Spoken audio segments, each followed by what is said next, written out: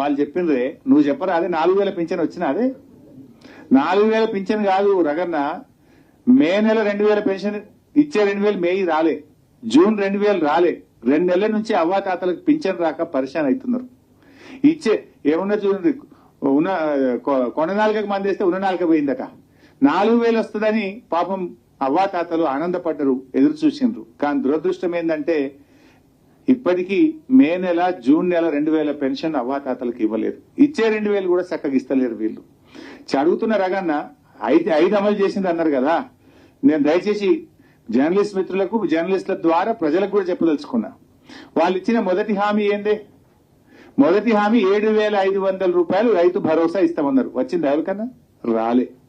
రెండవ హామీ ఏమన్నారే అవ్వాతాతలకు 4,000 పింఛన్ వచ్చినాదే రాలే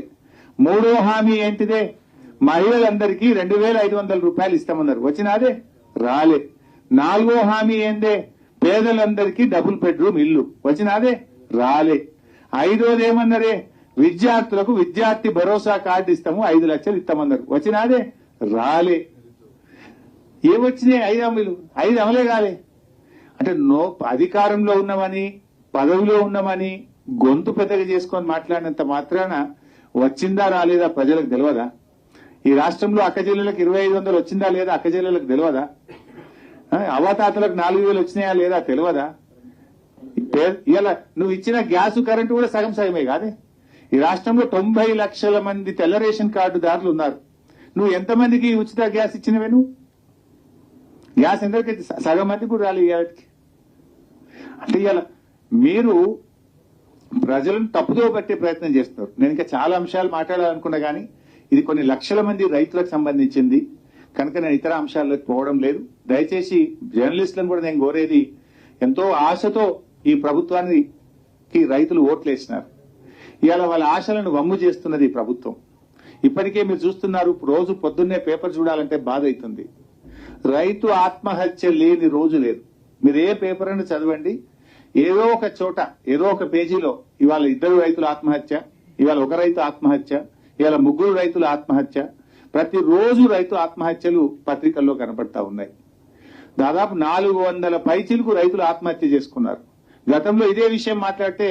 రేవంత్ రెడ్డి గారు ఆ వివరాలు పంపండి నేను ఏదో 24 గంటల్లో వాళ్ళందరికీ నేను డబ్బులు ఇస్తా అన్నాడు పంపించిన 24 గంటలు కాదు గంట సేపట్లో పంపించినాం ఇప్పటి వరకు స్టడీస్ అప్పులు లేదు అయినా ఆగలేదు ప్రభుత్వం రైతులకు భరోసాని ఇవ్వాలి ధైర్యాన్ని ఇవ్వాలి రైతు ఆత్మహత్యలను ఆపే ప్రయత్నం చేయాలి ఇటువంటి సమయంలో ఒకవైపు రైతులు ఆత్మహత్య చేసుకుంటున్నారు కరువు కాటకాలు ఉన్నాయి వర్షాలు సరిగా పట్టలేవు రైతులు ఇబ్బందుల్లో ఉన్నారు ఇప్పుడు ప్రభుత్వం ఉదారంగా ముందుకొచ్చి షరతులు లేకుండా అందరికీ రుణమాఫీ చేసి రైతులకు కొండంత అండగా ఉండాలని చెప్పి ప్రభుత్వాన్ని మేము కోరుతా ఉన్నాం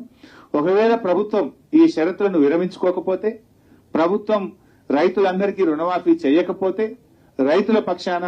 బీఆర్ఎస్ పార్టీ పెద్ద ఎత్తున పోరాటానికి దిగుతుంది రేపు శాసనసభలో కూడా ప్రభుత్వాన్ని గట్టిగా నిలదీస్తాం ప్రజా పోరాటాలకు కూడా శ్రీకారం చుడతాం thank you I can comment